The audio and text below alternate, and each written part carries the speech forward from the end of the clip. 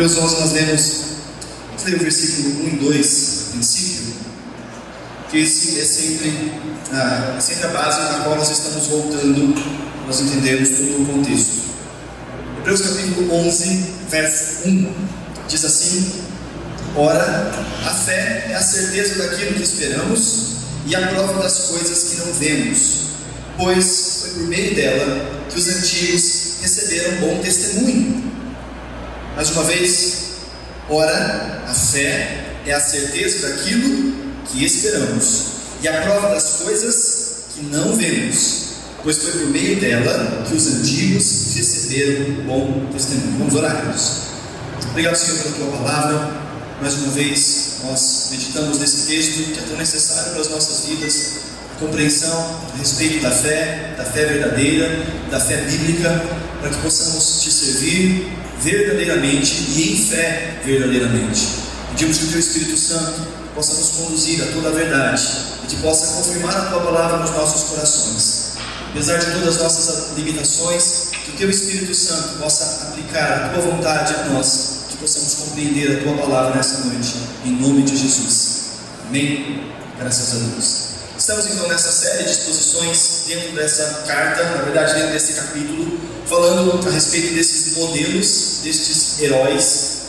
O escritor aqui quer deixar algo bem claro, que a fé ela tem características, a fé ela tem algo que lhe é muito peculiar. E para isso então ele começa a dar alguns exemplos que nós já vimos e outros que ainda veremos na continuidade da série, para poder trazer aquilo que é fundamental, o foco do que ele está nos explicando. Que a fé ela é algo que é feito, a fé ela tem demonstrações visíveis. Embora a fé seja a certeza de coisas que não se veem, a fé em si mesmo é visível.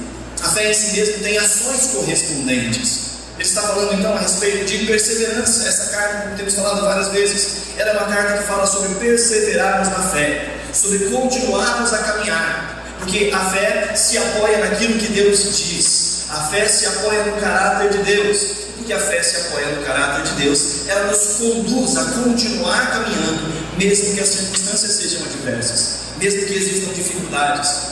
O público que está recebendo essa carta é um público que veio a conhecer a Cristo, entregou a sua vida a Cristo, mas começa agora a experimentar uma porção de dificuldades na sua vida. São perseguidos, são presos, alguns são mortos, perdem tantas coisas naquela sociedade e começam a pensar: nós precisamos voltar de onde nós saímos, nós temos que retroceder, porque parece que esse negócio de cristianismo foi só a gente começar a caminhar dentro desse negócio de cristianismo, as coisas começaram a dar errado na gente. Por isso então ele vai escrever essa carta durante 10 capítulos falando a respeito da suficiência de Cristo. E no finalzinho do capítulo 10, quando nós vimos na primeira exposição, ele diz no versículo 38 qual é a característica daqueles que verdadeiramente foram salvos. Esses que ele chama de justos. Ele diz no versículo 38: mas o justo viverá pela fé, e se ele retroceder, não me agradarei dele. Nós, porém, verso 39, nós, porém, não somos dos que retrocedem e são destruídos, mas dos que creem e são salvos. Então o escritor vai dizer: nós não somos desses que desistem, nós somos aqueles que foram justificados, e porque fomos justificados, vivemos pela fé, porque esse é o único jeito de se viver. Se recebemos de fato a justificação, a única forma que podemos viver é pela fé. E aí então ele vai explicar o que é fé, porque se é tão importante saber que nós devemos viver pela fé, também é importante sabermos o que é fé. E nessa nossa sociedade, onde as palavras vão perdendo o seu sentido, onde fé se transforma em desejo, fé se transforma em vontade, fé se transforma em expectativa, e as pessoas vão e jogam na Mega Sena e falam: eu tenho fé que dessa vez eu vou ganhar, e vão confundindo o que é fé com a fé bíblica, com as vontades, as esperanças, as expectativas. Então o autor vai trazer essa verdade. Ele diz: a fé é uma certeza de coisas que ainda não se podem ver. Mas de onde vem essa certeza se eu não consigo ver as coisas que eu tenho certeza? De onde é que vem essa expectativa? De onde é que vem essa esperança concreta de que algo acontecerá se eu não consigo ver esse algo? E a grande resposta que nós vemos em todos esses exemplos é: essa fé não está apoiada naquilo que se vê, essa fé está apoiada naquilo que se ouve. A vida de um cristão é uma vida apoiada em uma certeza. mas não numa certeza que se vê, é numa certeza que ele ouve da parte de Deus. E porque crê no caráter de Deus, confia no caráter de Deus, vive à luz daquilo que ouviu. E conforme ele vai caminhando, as coisas vão se desenrolando e ele vai começando a enxergar aquilo que ele já sabia pela fé. Está claro isso, queridos? Talvez você possa até fazer uma aplicação na sua vida, de momentos em que você sabia o que devia fazer, embora você ainda não visse nenhum tipo de indicativo de que aquilo ia dar certo.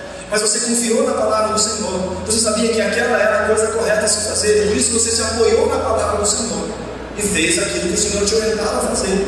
Por isso, lá na frente, experimentou a concretização daquilo que Deus disse que aconteceria. Isso é viver pela fé. Viver pela fé é crer que tudo que Deus diz a respeito de mim, a respeito da vida, a respeito do mundo, isso é algo digno de se apegar e de se viver por. Amém, queridos? Nós vemos na Bíblia repleta de imagens como essa.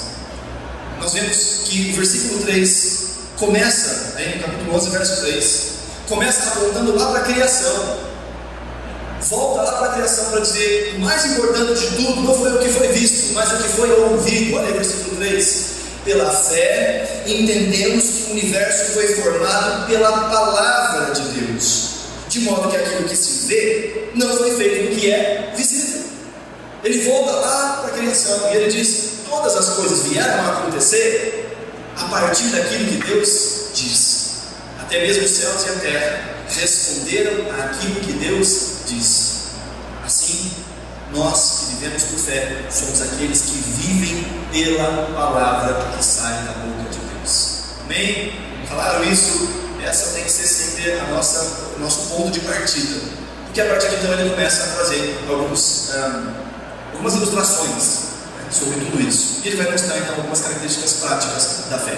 Já vimos a fé de Abel, que entregou ao Senhor uma adoração verdadeira, que entregou ao Senhor uma religião verdadeira, ou seja, aquela que se apoia no sacrifício de um substituto, que é isso que nós cremos. Cremos que nós só podemos nos aproximar, nos religar a Deus, porque Cristo foi o nosso sacrifício substituto. Ele morreu em nosso lugar. Isso nós vemos lá na pregação de Abel, em Gênesis capítulo 4. Ele entrega ao Senhor um sacrifício. Ele entendia que sem derramamento de sangue não há remissão de pecados. Por isso a palavra do Senhor vai dizer aí no texto de capítulo 11, verso 4, que pela fé ele ofereceu a Deus um sacrifício superior ao de Caim. E pela fé ele foi reconhecido como justo e foi justificado. Depois nós vimos a fé de Enoque, e paramos na fé de Enoque na última semana dessa exposição de Hebreus 11, e vimos que Enoque andou com Deus. Enquanto que a fé de Abel o fez adorar a Deus, a fé de Enoque o fez adorar a Deus e andar com Deus. E Enoque andou com Deus durante um grande período de tempo, mesmo no meio de uma geração corrupta, mesmo no meio de um povo que tinha os seus corações inclinados a toda sorte de coisas malignas, mesmo em um tempo em que a revelação da palavra de Deus não era tão completa como é para nós hoje.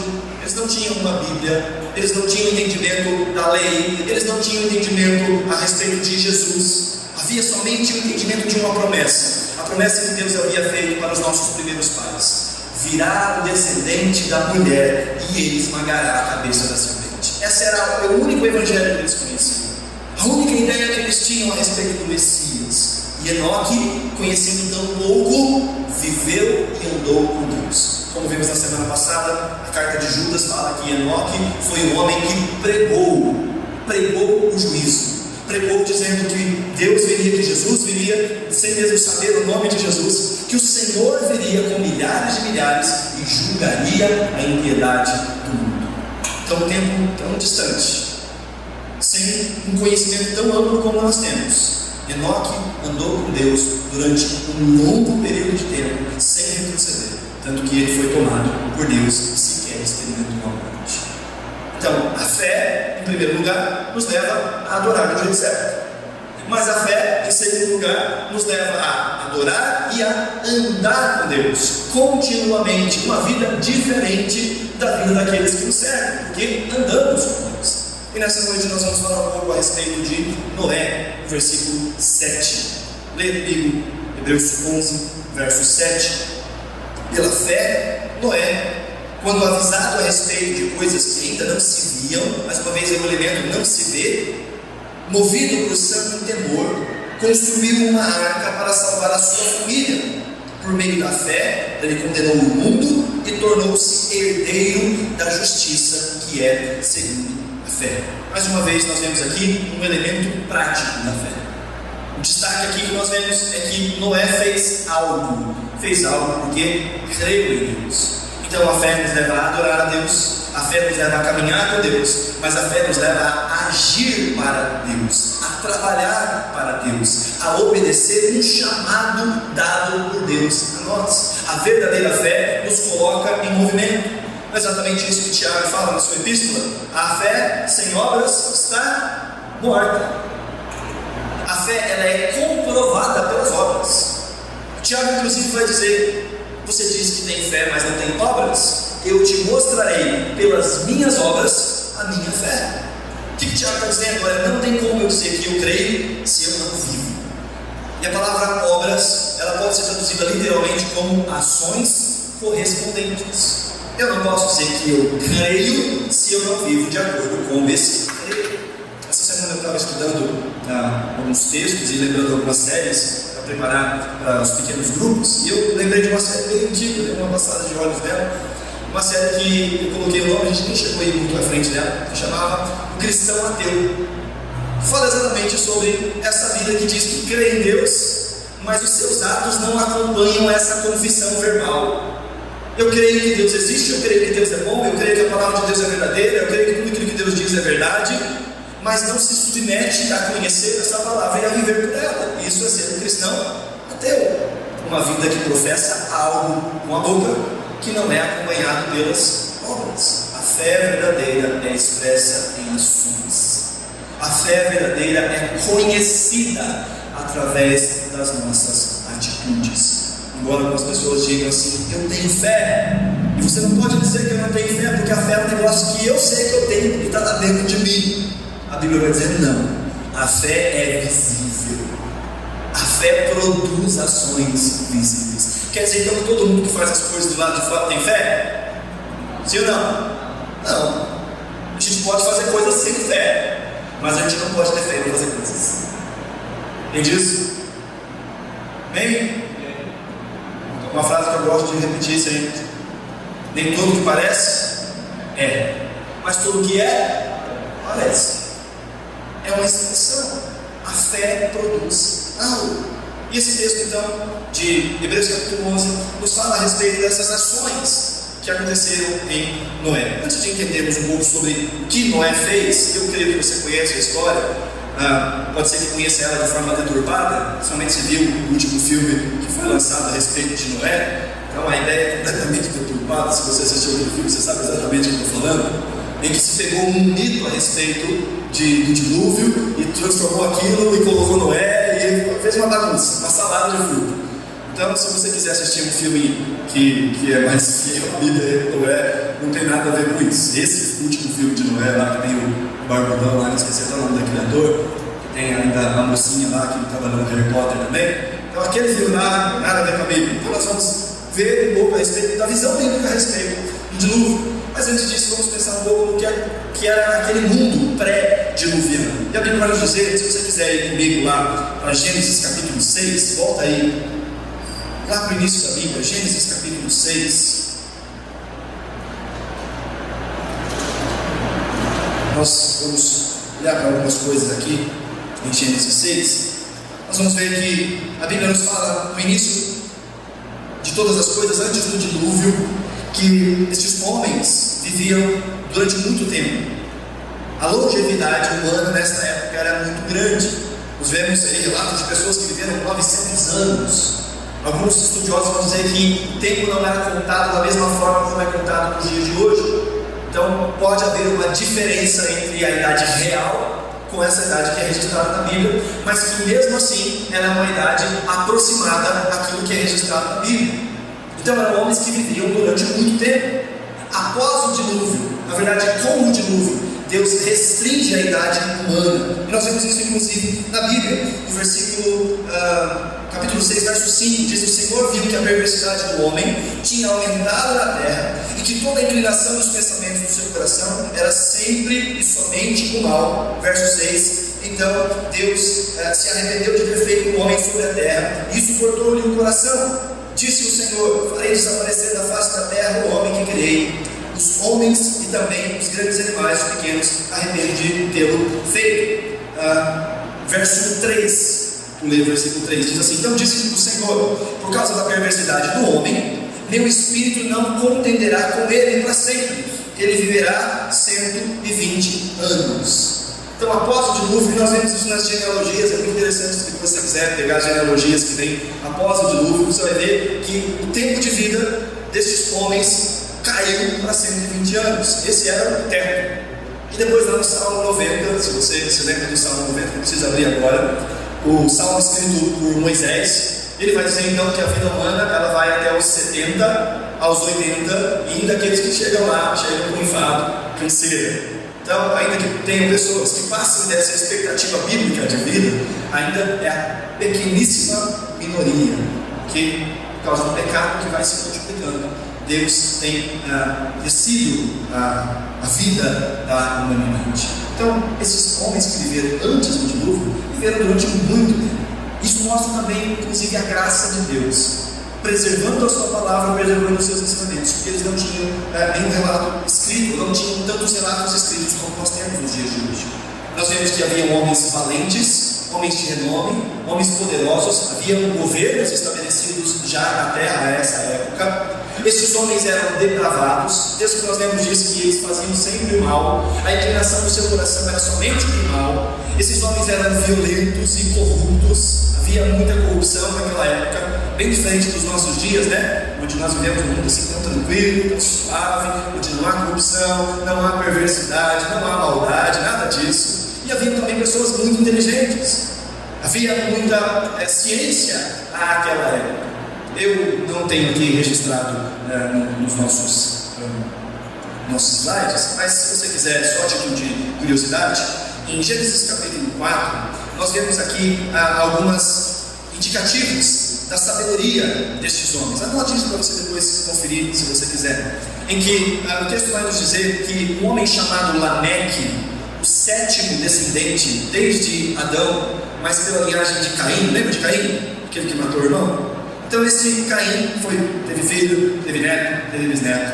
E chegando lá na frente, o seu sétimo descendente, nós vamos ver esse homem chamado Lameque.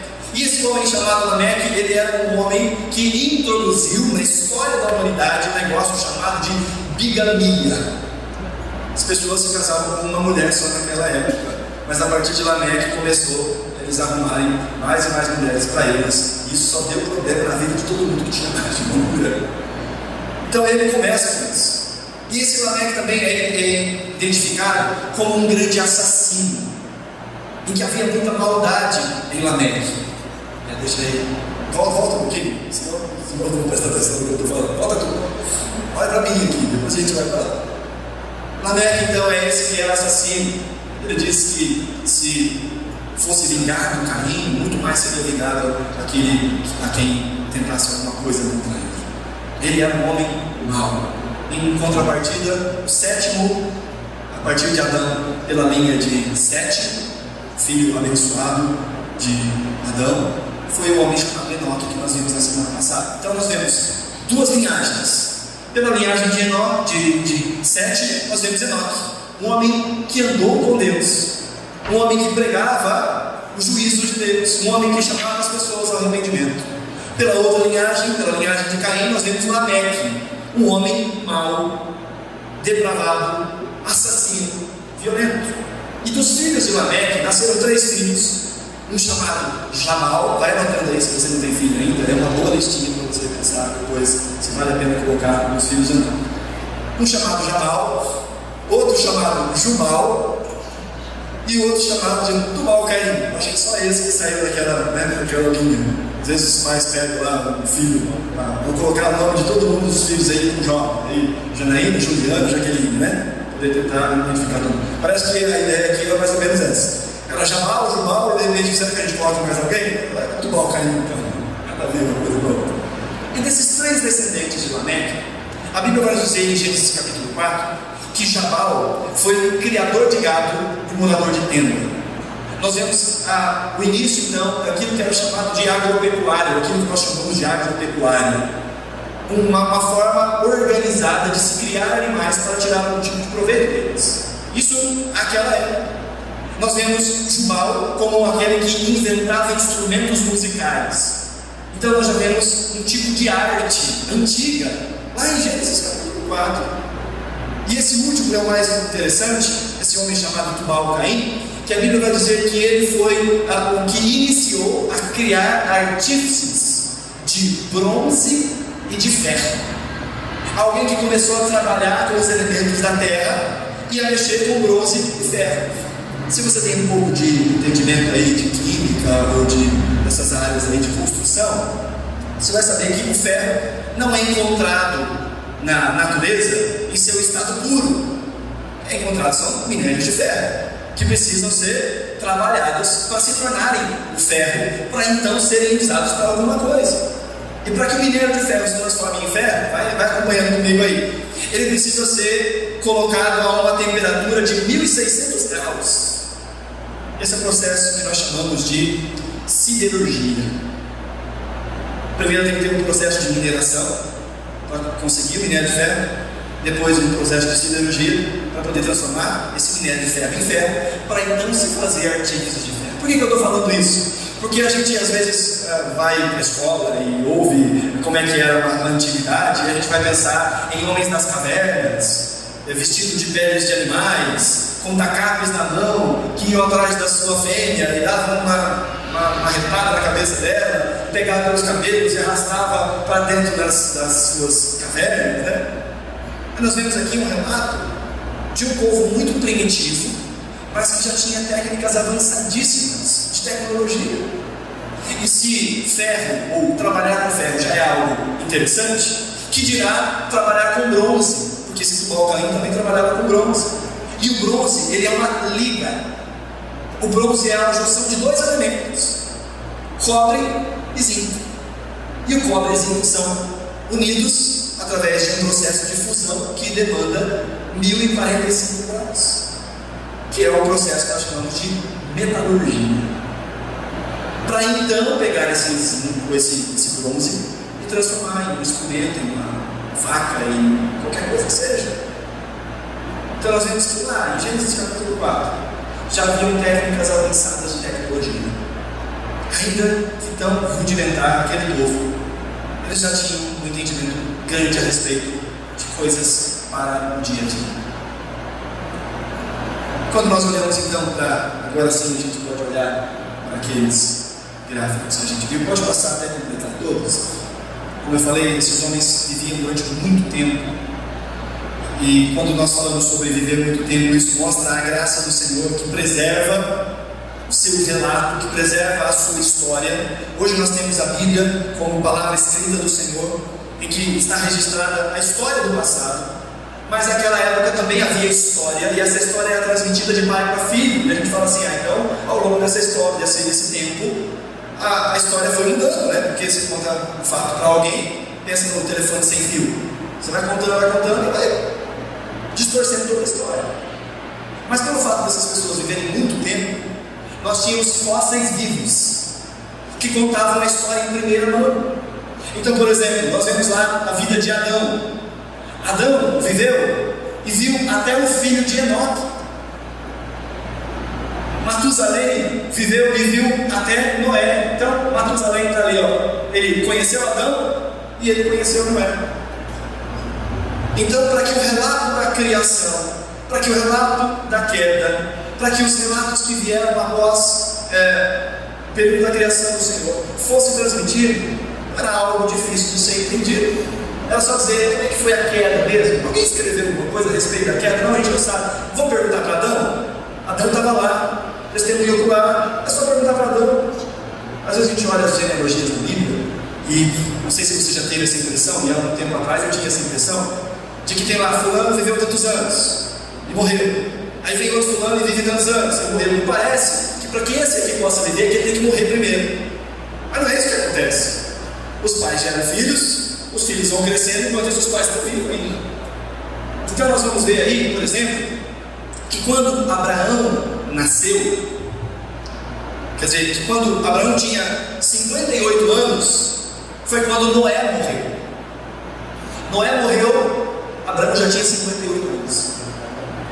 Então, para que o relato da criação, da queda, fosse transmitido por gerações, não era algo difícil, porque nós tínhamos os próprios participantes da história prontos a dizer aquilo que aconteceu. Nós vemos a graça do Senhor nessas coisas. Mas vamos seguir, isso aí é só para título de curiosidade. Meus irmãos, então nós vemos aí os 3 elementos que eu quero destacar nessa noite. Pela fé, então Noé obedeceu a Deus. Pela fé ele ouviu, olha o início do versículo 7 de Hebreus 11, pela fé Noé, quando avisado a respeito de coisas que ainda não se viam, movido por santo temor, construiu uma arca para salvar a sua família. Noé é esse que ouve e faz. Dá ouvidos ao que Deus tem a dizer e cumpre aquilo que Deus tem dito. Noé é esse então que trabalha arduamente. Em Gênesis capítulo 6, nós vemos que esse Noé ouve um chamado de Deus, e Deus disse: eu vou punir a terra pelos seus pecados. Haverá um juízo sobre todo o pecado, mas haverá também salvação. Há uma possibilidade de salvação. Inclusive, eu estou propondo um meio de salvação. E todo aquele que aceitar esse meio de salvação será salvo. E durante 120 anos, Noé constrói esse meio de salvação em meio à terra, em uma região distante de mares, de oceanos, em uma região onde havia terra para todo lado.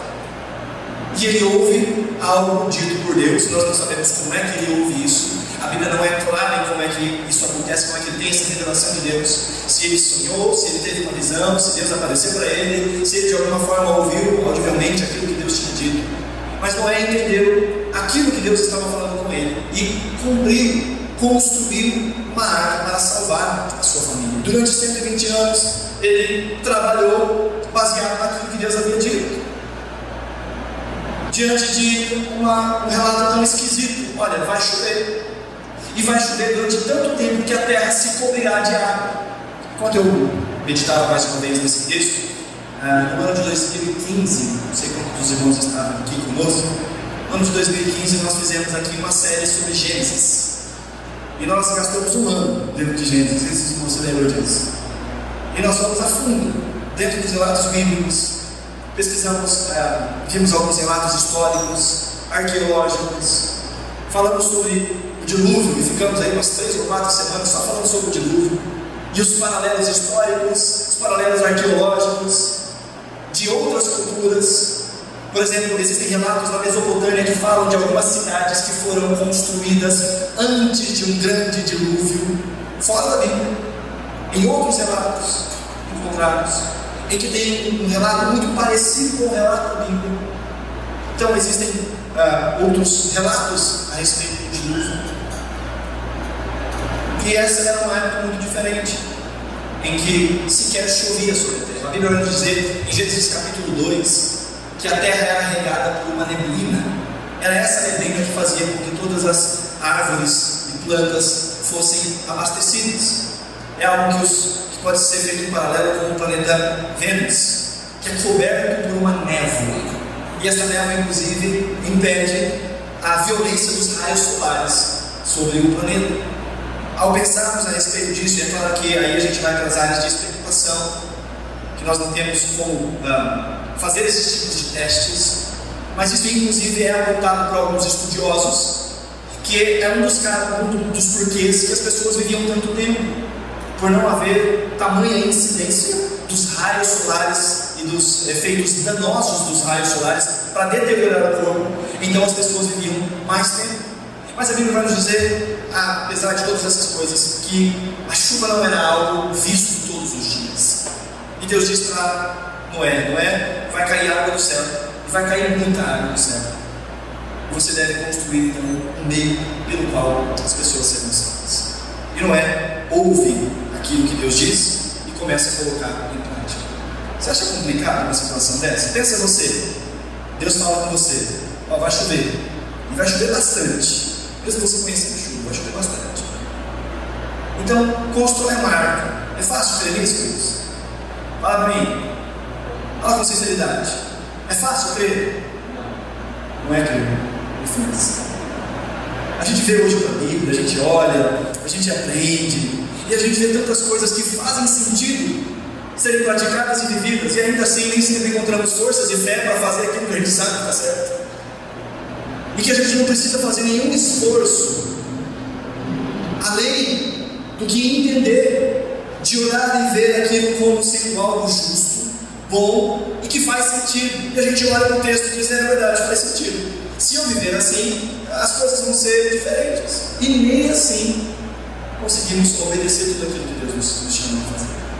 Imagine Noé, num tempo tão distante, numa visão tão distante a respeito das coisas do Senhor, e ainda assim obedecer aquilo que Deus havia pedido que ele fizesse. Eu acho que Noé deve ter enfrentado alguns obstáculos para a sua fé. Primeiro, o obstáculo da incredulidade do povo. Imagina a vizinhança de Noé, os amigos de Noé. Talvez até ali o lugar da construção da arca pode ter virado um ponto turístico, né? Olha, aqui à sua direita tem um lobo que está construindo um barco no meio da terra. E enquanto Noé construía, a Bíblia nos diz em outro momento, nós vamos ver esse texto, ele era a própria pregação da palavra de Deus. Ele pregava um juízo durante 120 anos, e as pessoas sequer acreditaram nele, tanto que ao final desse tempo, aqueles que foram salvos foram Noé, sua esposa, seus 3 filhos e as suas 3 mulheres. 8 pessoas em um mundo tão conhecido, tão avançado, cheio de gente naquela época. Durante 120 anos Noé pregou: arrependam-se, porque virá um dia em que Deus vai buscar e vai querer contas da sua incredulidade, da sua perversidão, mas há um meio de salvação. Isso te faz lembrar alguma coisa? Te faz pensar em alguma coisa? O texto que nós lemos no início do culto. Essa situação era uma situação complicada, era uma situação até mesmo ridícula, e que Noé passou por todas as coisas e fez aquilo que o Senhor tinha mandado fazer. Tem aí uns desenhozinhos da arca. Em Gênesis 6 também nós vemos aí uma descrição do tamanho, como é que essa arca deveria ser construída. Aqui nós temos pode passando aqui as medidas. Nós temos aqui as medidas aproximadas. Vemos que ela era bem bonita, né? Um desenho muito trabalhado. Isso aqui não foi feito para navegar, foi feito para flutuar. É um caixotão de madeira para flutuar. E aí tem as medidas. Esse modelo inclusive foi feito alguns testes com ele, para ver se flutuava mesmo. Inclusive eu estava vendo um relato de um tempo na história da Inglaterra, em que eles tinham as suas tecnologias para construir barcos, e até que se chegou a um modelo que era considerado pelos ingleses como um modelo perfeito de construção de barcos, que se apoiava em algumas estruturas ou em algumas dimensões. E as dimensões desses barcos eram exatamente as dimensões, as proporções das dimensões da arca, na questão do comprimento, da altura e da largura. Então nós vemos que Deus também entende um pouco a respeito de velejar, a respeito de construção de barco, né? E ele passa então tudo isso para Noé, para que fosse construído algo de 133 metros, altura de 22 metros, a altura de 13 metros e a largura de 22 metros. Além disso, nós vemos aí que ela era construída com 3 pavilhões. Entre esses pavilhões, 2 ficavam abaixo do nível do mar, quando submerso, quando a água veio. 2 desses pisos ficaram abaixo do nível do mar, o que é muito interessante. Os irmãos que estavam aqui na série de Gênesis, que proporciona dentro do barco um ambiente de escuridão e umidade, o que ativa em muitos animais um estado que é chamado de estado de hibernação, e em alguns pássaros o estado que é chamado de estado de torpor. Então, devido a essas formas, ou devido a esses ambientes de umidade e escuridão, muitos desses animais passam por um momento em que eles começam a dormir, então fica muito mais fácil alimentar, cuidar e limpar a bicharada.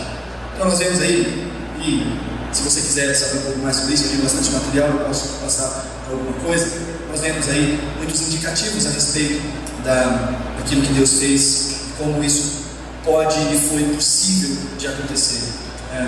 Só a título de curiosidade também, pesquisas que mostram que nós temos no mundo hoje cerca de 290 espécies que são maiores do que uma ovelha. Então, há poucos animais que são muito grandes. E cerca de 757 espécies que elas são entre uma ovelha e um gato. E mais de 13 mil espécies que são menores que um gato. Então, para colocar muitas espécies dentro de um barco também não seria algo tão difícil. Então, pela fé, ele ouviu todas essas coisas, todos esses absurdos, e ainda assim obedeceu aquilo que o Senhor havia dito. Ele obedeceu a voz do Senhor. Ele creu naquilo que não se via. Hebreus 11:7 diz novamente: pela fé Noé, quando avisado a respeito de coisas que ainda não se viam, movido por santo temor, construiu uma arca para salvar a sua família. O segundo ponto que temos aí é que pela fé ele também anunciou o julgamento. O texto diz que por meio da fé ele condenou o mundo. E como é que ele anunciou o julgamento? A própria construção da arca era uma pregação de 120 anos. A própria construção da arca mostra uma pregação de que viria um juízo. Irmãos, isso demonstra o amor de Deus. A bondade de Deus é expressa tanto na salvação quanto na condenação do pecado. Vocês já pararam para pensar nisso? Porque quando a gente olha para a bagunça desse mundo e a gente fala assim: como é que pode um indivíduo atirar fogo em uma creche, colocar fogo em crianças?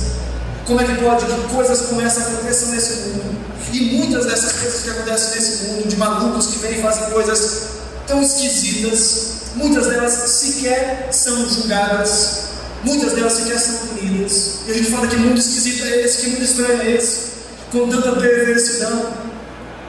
E Deus é bom e Ele há de cobrar toda a injustiça praticada sobre esse mundo.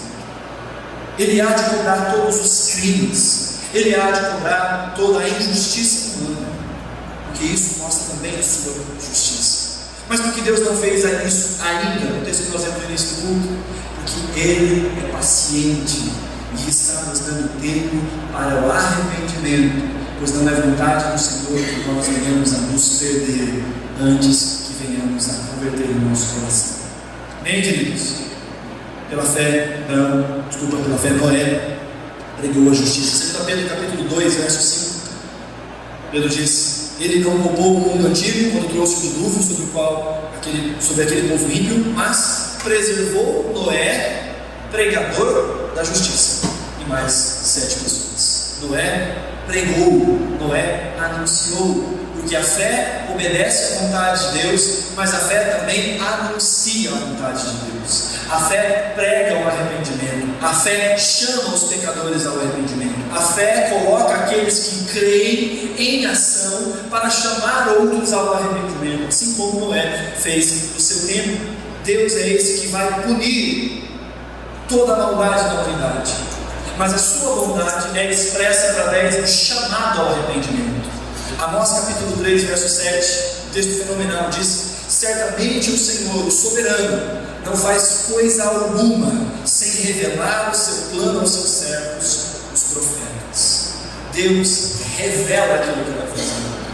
E nós vemos um paralelo desse na história, em todo o livro de Gênesis, que Deus diz: virá o tempo em que será cobrada a justiça sobre todo o pecado.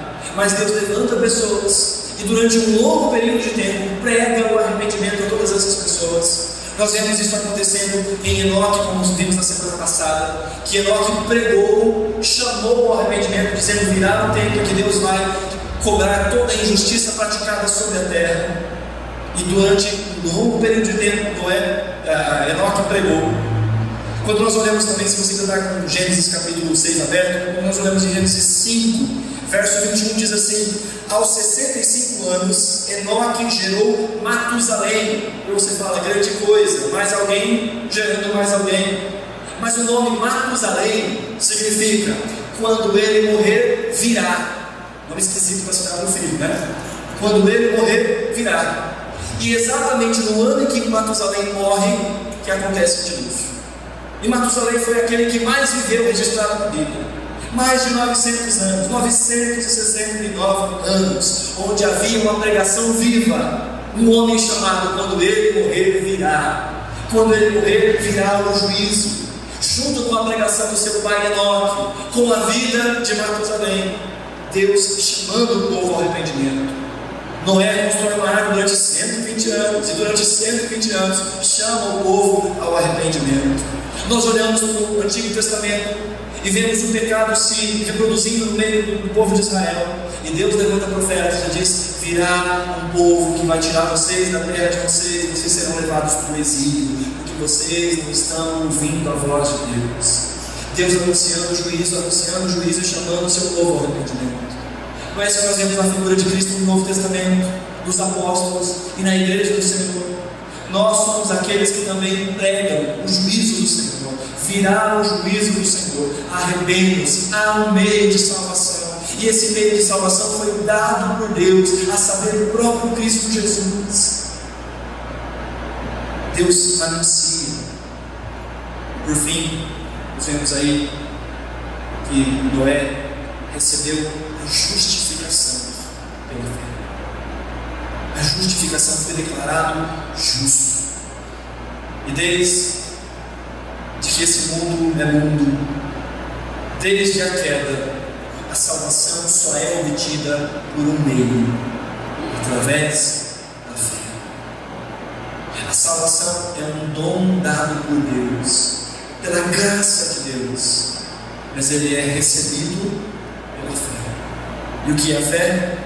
Ouvir aquilo que Deus diz e se apegar àquilo que Deus diz. A fé é crer que aquilo que Deus diz é digno de confiança. E Noé foi justificado. Noé foi transformado em justo, porque ele se apegou ao meio de salvação proporcionado por Deus. Se Noé tivesse dito: eu creio em Deus, mas eu acho que é maluquice esse negócio, Noé também teria perecido juntamente com todos os outros pecadores. Mas Noé ouviu a voz do Senhor e se apegou ao meio pelo qual a salvação viria. Quando nós olhamos então para essa história, nós vemos que a arca é o símbolo de Cristo. Jesus é a nossa arca hoje. É em Cristo que nós encontramos um refúgio para a nossa vida. É em Cristo que nós nos escondemos para sermos livres do juízo de Deus que há de ser derramado sobre toda a terra. Jesus é a nossa arca, o meio pelo qual Deus proporcionou. E só há salvação quando, em fé, cremos em Jesus, nos apropriamos da salvação de Jesus e vivemos com Jesus. A fé é esse meio pelo qual nós somos justificados. Qual foi o testemunho de Noé? Noé salvou a sua casa, a sua família. Noé foi esse que pregou o arrependimento ao mundo. Noé foi justificado pela fé. A arca se tornou esse símbolo para nós, em que o batismo está exemplificado em 1 Pedro, capítulo 3, verso 21, e o contexto ali é falando a respeito do dilúvio, e diz que Noé passou pelo batismo, aquele monte de água, por cima e por baixo, o símbolo do nosso batismo, que em Cristo nós somos salvos, e inclusive demonstramos isso através do símbolo do batismo. Jesus usa em Mateus capítulo 24 essa passagem do dilúvio para falar a respeito da sua própria vinda, da sua segunda vinda. Nós vemos então que Noé se tornou esse modelo de fé. Vemos então que Abel, como vimos algumas semanas atrás, mostra que a fé nos leva a adorar verdadeiramente. Enoque nos mostra que a fé nos leva a andar com Deus todos os dias da nossa vida. E em Noé, nós vemos uma fé que nos leva a obedecer o chamado de Deus e aceitar a salvação que vem pela fé. Amém, queridos? Amém? Vocês estão aí? Esses três primeiros que nós vimos então, eles mostram que eles creram naquilo que Deus falou. E isso lhes foi imputado como justiça. Foram transformados e justos. Então, se você pudesse colocar de pé nesse momento, vamos orar. A título de aplicação, nós vemos que desde o Antigo Testamento a salvação é mostrada aqui, só é recebida pela fé. Se você está de pé, pega a sua Bíblia na mão também, abra a sua Bíblia em 2 Pedro, capítulo 3.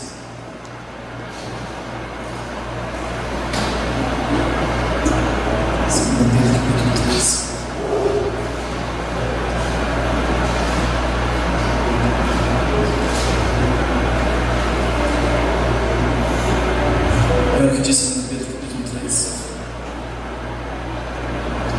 Amados, esta é agora a segunda carta que lhes escrevo, e em ambas quero despertar com essas lembranças a sua mente sincera, para que vocês se recordem das palavras proferidas no passado pelos santos profetas e dos mandamentos do Senhor e Salvador, que os apóstolos de vocês lhes ensinaram. Antes de tudo, saibam que nos últimos dias surgirão escarnecedores, zombadores, seguidores das suas próprias paixões. Eles dirão que houve uma promessa da sua vinda, desde que nossos antepassados morreram, tudo continua como desde o princípio da criação.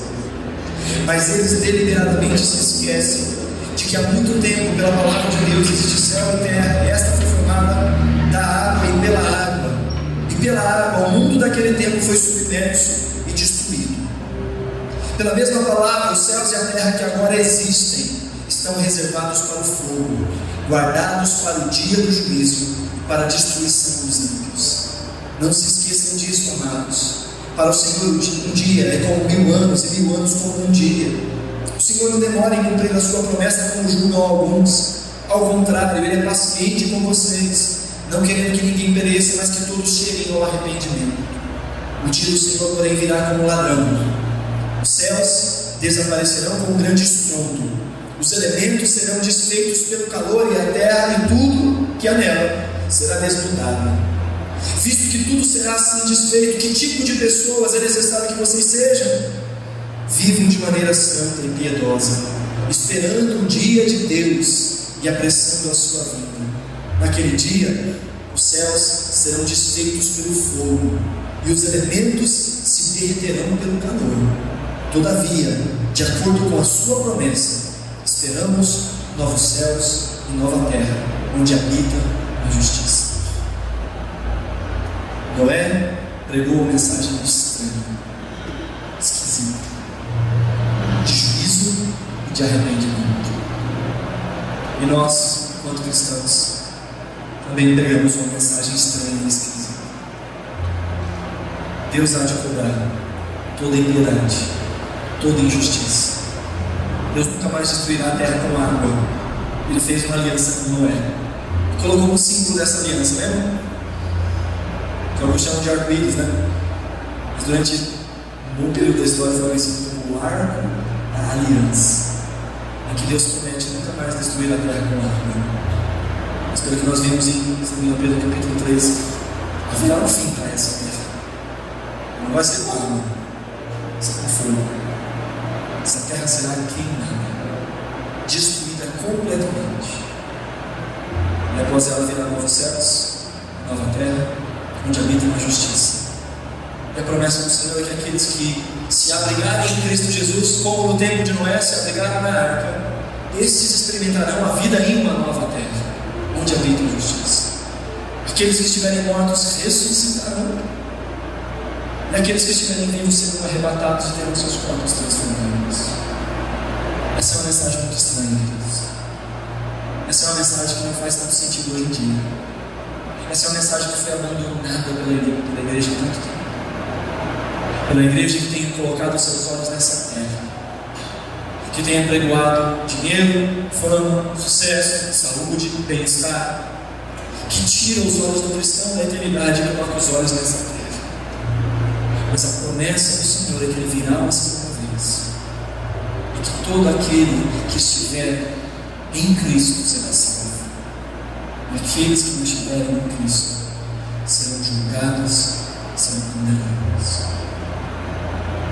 não sei se você sabe, mas se você é salvo, você foi chamado a anunciar as esquisitices, a chamar pecadores ao arrependimento, a obedecer a voz do Senhor diante de coisas que você ainda não consegue ver, mas que você crê que aquilo que Deus diz é verdade. Deus te chamou para obedecer, Deus te chamou para anunciar. Feche seus olhos. Aproxime-se de Deus, mesmo diante das provas, mesmo não conseguindo enxergar. Feche seus olhos. Esse texto nos leva a pensar mais uma vez na perseverança da fé, que crê que aquilo que Deus diz é verdade, e que Deus é tão bom que tem nos dado tempo para convertermos o nosso coração, nos apegarmos à sua vontade, à sua palavra, para obedecermos à sua vontade, à sua palavra, nos abrigarmos da única árvore que pode nos salvar, Cristo Jesus. Não só isso, se de fato cremos, somos chamados a pregar o Evangelho, a anunciar a justiça de Deus, chamar os pecadores ao arrependimento. Senhor, esse texto é tão desafiador para nós. Esse mundo tão secularizado, com a nossa mente tão secularizada, tentar relativizar a palavra do Senhor, que somos bombardeados por tantos pensamentos, por tantos ensinos, que questionamos a veracidade da Tua palavra, em que nos colocamos como cristãos, e em alguns casos nos chamamos até mesmo de crentes, porque dizemos que cremos naquilo que o Senhor diz, mas nem sempre a nossa vida demonstra esse crer. Nem sempre as nossas ações são ações daqueles que de fato creem que aquilo que o Senhor diz é verdade. O Senhor nos anuncia que haverá um tempo de juízo, mas nem sempre vivemos como aqueles que estão se preparando para esse momento. Nem sempre vivemos uma vida piedosa, santa, justa. Entregamos as nossas vidas como qualquer outro se entrega aos prazeres dessa vida e aos prazeres desse mundo. Corrompemos a nossa vida, o nosso caráter, buscando as mesmas coisas que as pessoas desse mundo buscam, Senhor. Mas somos chamados a sermos diferentes, a ouvirmos a Tua palavra, e mesmo não enxergando essas coisas que estão distantes e adiante de nós, somos chamados a ouvir e a obedecer, porque isso é viver pela fé. E não só isso, somos chamados também a proclamar a vida pela fé, Senhor. Que nesses tempos de incredulidade, que nesses tempos de relativismo, Senhor, que o Senhor possa fazer de nós verdadeiros cristãos, que se apoiem naquilo que o Senhor diz, que pode dizer, Senhor, assim como nos diz a Tua palavra: seja verdadeiro Deus e mentiroso todo homem. Cremos que aquilo que o Senhor diz é verdade, cremos que o Senhor há de julgar toda a terra, cremos que essa terra será destruída pelo fogo, Senhor. E cremos que haverão novos céus e nova terra onde habita a justiça. E que viverão nesse novo céu e nessa nova terra aqueles que se abrigam na arca da salvação, que é Cristo Jesus, o nosso Senhor. Nessa noite, Senhor, se houver em nosso meio alguém que ainda não entregou a sua vida completamente ao senhorio de Cristo, que não se reconhece como um pecador que necessita do meio que o Senhor tem nos dado para a salvação, que nessa noite o Senhor possa convencer do pecado, da justiça, do juízo, constranger o coração ao arrependimento.